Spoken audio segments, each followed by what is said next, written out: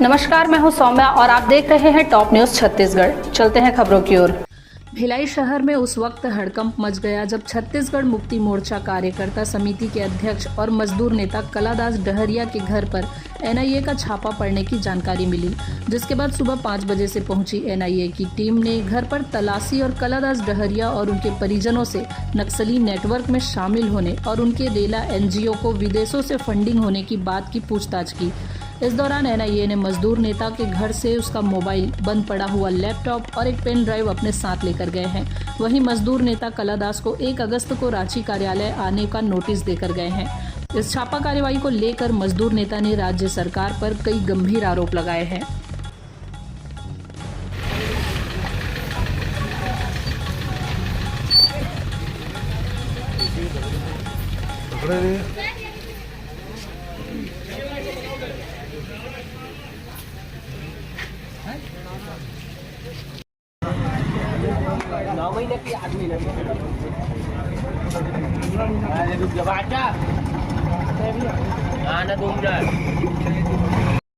कलादास डहरिया जी बताएंगे, सुबह से एनआईए की टीम आई थी, क्या कुछ उद्देश्य था?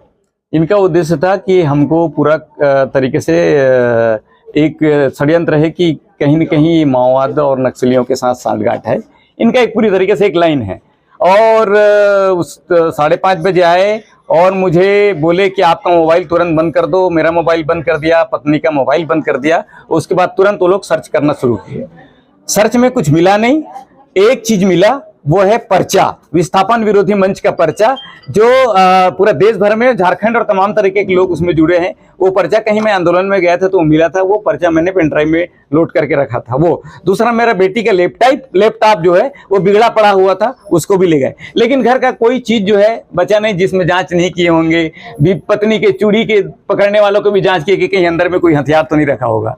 तो ये अजीब सा स्थिति है और कुल मिला के ये कहीं ना कहीं भारतीय जनता पार्टी का पूरा, मैं बोल रहा हूँ 101% उनका इशारा है, जिसमें मैं कुछ उसमें बात कहने की बात नहीं है। दूसरा ये है कि इन्होंने कहा कि आपका संपर्क, हमको पता चला है कि झारखंड के कुछ लोगों से आपका संपर्क है। तो मैं बोला झारखंड में तो मैं कभी गया हूं लेकिन उस तरीके से मेरा कोई संपर्क नहीं है। मैं एक जन कलाकार हूं, मैं एक कार्यक्रम, सांस्कृतिक कार्यक्रम चलाता हूं, आप लोग सब लोग जानते हैं। दूर दूर सांस्कृतिक कार्यक्रम के लिए जाता हूं।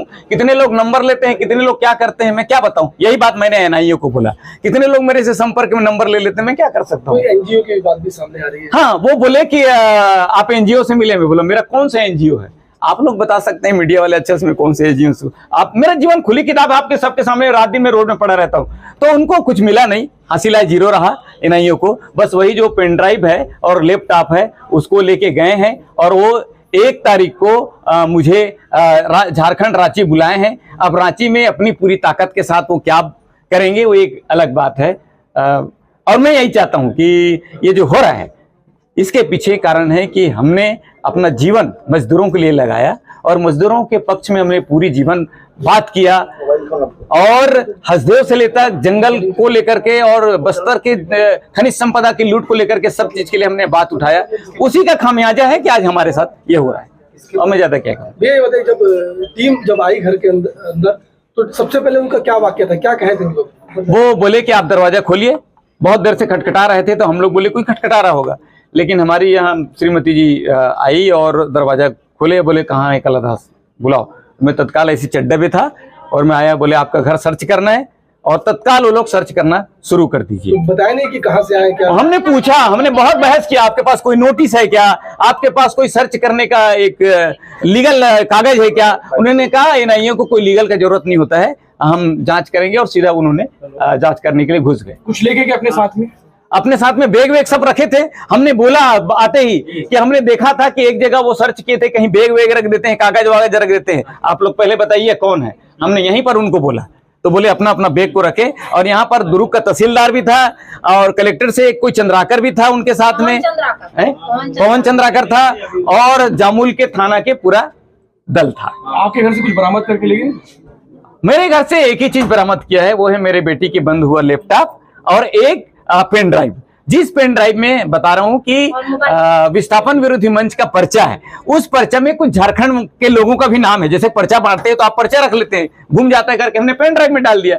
उसी को पेन ड्राइव को लेके गए हैं कि आपका संपर्क जो है वो झारखंड से है। तो बोला ठीक है, हम जवाब देंगे, 1 तारीख को आएंगे। तो मुझे लगता है उनके व्यवहार से, बातों से, हालांकि हमने कोऑपरेट किया, लेकिन मुझे लग रहा है कि सरकार पूरी तरीके से, खास तौर पे मुझे और ऐसे सामाजिक कार्यकर्ताओं को भी और लोगों को भी जेल के अंदर सड़ाने की एक साजिश, ऐसा मुझे लग रहा है। तो ये था अब तक का खबरों का सिलसिला। आप बने रहिए हमारे साथ टॉप न्यूज़ छत्तीसगढ़ पर।